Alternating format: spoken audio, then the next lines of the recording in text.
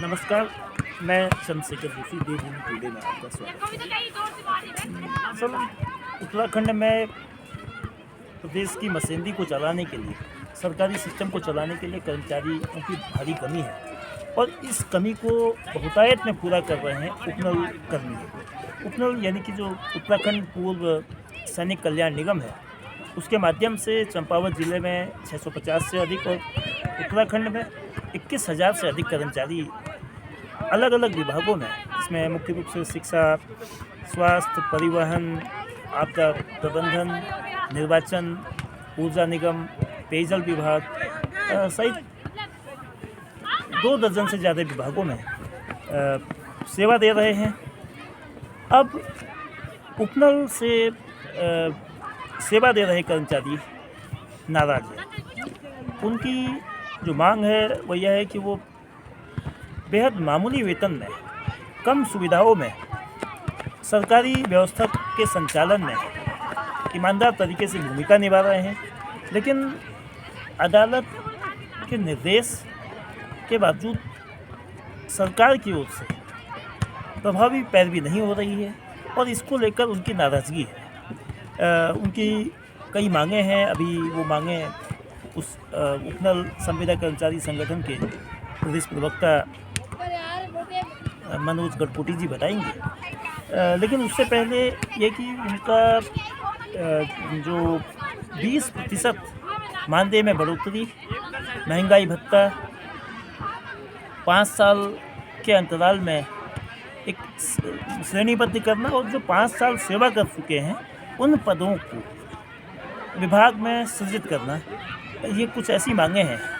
तो हम जानते हैं कि उपनल कर्मचारी प्रदेश में क्यों 12 फरवरी की एक तारीख दे रहे हैं, सरकार को एक अल्टीमेटम दे रहे हैं कि वो उस दिन कार्य बहिष्कार कर सकते हैं, और ये तारीख अब लोकसभा चुनाव से बमुश्किल 1 महीना पहले है और उम्मीद है कि मार्च के शुरू में लोकसभा चुनाव की तारीखों का ऐलान हो सकता है। तो हमारे साथ उपनल संविदा कर्मचारी संघ के उत्तराखंड के प्रदेश प्रवक्ता मनोज गढ़कोटी जी भी हैं। तो गढ़कोटी साहब, ये बताइए कि क्या दिक्कत क्या है, क्यों ये 12 फरवरी की डेट दी गई है? जी, बहुत लंबे समय से, लगभग 19 वर्षों से ही उपनल कर्मचारी प्रदेश सरकार के विभागों में रिक्त पदों में कार्यरत हैं। उनकी एक मांग थी कि सरकार 10 साल बाद या 5 साल बाद, जैसे 2016 के बाद एक नियमावली बनाई गई, लोगों को नियमित किया गया, उसके अनुसार हमें भी एक बार के लिए नियमित करे। तो अब लंबा समय हो गया, करीब 20 वर्ष, कर्मचारियों की उम्र भी 40, 45, 50 वर्ष हो गई है। अब इस उम्र में कर्मचारियों ने राज्य की सेवा करी है। अब हमें भी उनसे उम्मीद है कि वो हमारे लिए कोई एक रास्ता निकालें जिससे कि हम अपना बुढ़ापा गुजार सकें। तो हम मांग करते रहे हैं और बार बार मुख्यमंत्री जी से हम मिले भी हैं, सचिवालय में मिले और उनके आवास में भी मिले हैं। जब भी हमारी विधानसभा में आते हैं हम उनसे मुलाकात करते हैं कि हमारे लिए कुछ सोचिए, तो वो कहते हैं कि मैं सोच रहा हूँ, मैं करूँगा।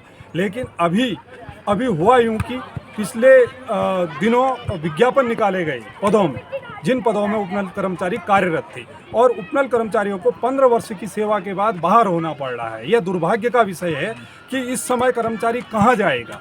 सरकार हमारी सुन नहीं रही है। एक और पिछले 2-3 वर्ष से मानदेय में वृद्धि नहीं हुई है कर्मचारियों के, वही 12-14 हज़ार के मानदेय में 19 वर्षों से काम कर रहे हैं, जबकि अब परिवार भी 2 बढ़ चुके हैं, लोगों को आवश्यकताएं हैं। तो हम सरकार से, हमारी मांग थी कि हमें समान काम तो वेतन दिया जाए, जो समान काम समान वेतन है, तो वो भी नहीं मिला।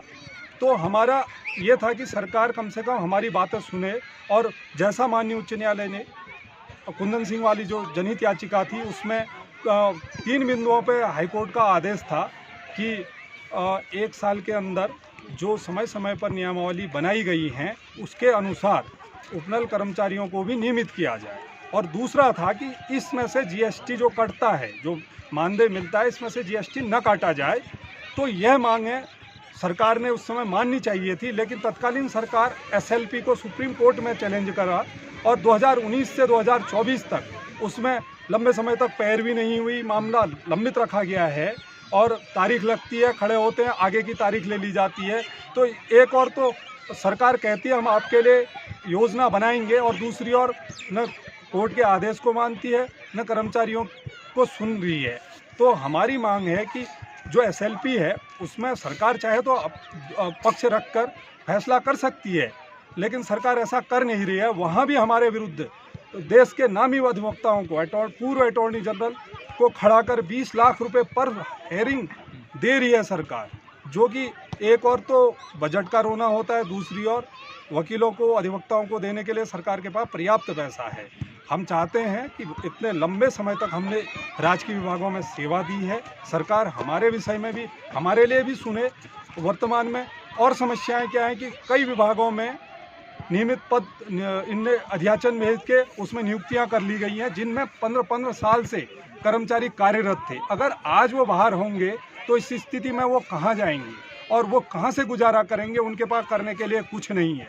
हम सरकार से मांग करते हैं कि हमारी मांगों को, जो हमारी जेन्युइन मांगे हैं, उन पर अमल करे। वन टाइम सेटलमेंट के तहत उपनल कर्मचारियों को भी एक बार के लिए नियमितीकरण करे, जिससे कि बहुत अधिक बर्डन नहीं आना है। यदि सरकार चरणबद्ध तरीके से करती है तो 2-2.5 हज़ार कर्मचारी ही उसमें आएंगे और उसके बाद धीरे धीरे होगा, तो सरकार को इसमें व्यवहार भी नहीं आना है।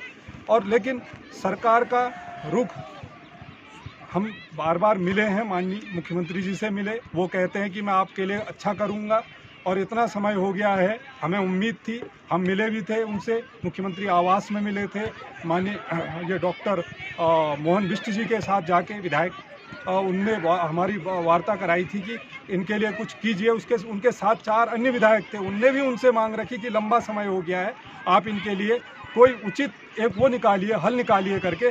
तब उनने कहा था कि हाँ हम कर रहे हैं, लेकिन लंबा समय हो गया है, पिछले 3 वर्ष से मानदेय नहीं बढ़ा है, वही पुराना 10-12 हज़ार का मानदेय है। तो हम चाहते हैं कि सरकार हमारे लिए कुछ सोचे, कुछ हमारे विषय में नीति नियम बनाए, जिससे कि हमें भी उसका लाभ हो। मुख्यमंत्री पुष्कर सिंह धामी की चंपावत विधानसभा क्षेत्र उनका निर्वाचन क्षेत्र भी है और 11 फरवरी को लोहाघाट का उनका दौरा है। तो क्या उपनल कर्मचारी संगठन का कोई प्रतिनिधिमंडल मुख्यमंत्री जी से कोई संबंध में वार्ता या कोई अपनी बात को रखने की कोशिश करेगा? जैसा आपने अभी बताया कि 4 विधायकों ने पहले भी जो इस मांग को लेकर देहरादून में मुख्यमंत्री जी से बात की, और मुख्यमंत्री जी ने भी ताकि उनकी भविष्य की एक सामाजिक सुरक्षा, आर्थिक सुरक्षा की भी गारंटी मिले और वो प्रदेश के विकास में एक कार्मिक के रूप में बेहतर और रचनात्मक योगदान पूरे मनोयोग से दे सके। वैसे भी उत्तराखंड में ही नहीं, पूरे देश में रोजगार की एक समस्या व्यापक है और युवाओं को लेकर सरकार का जो दावा है कि वो रोजगार, स्वरोजगार के तमाम मौके मुहैया करा रही है।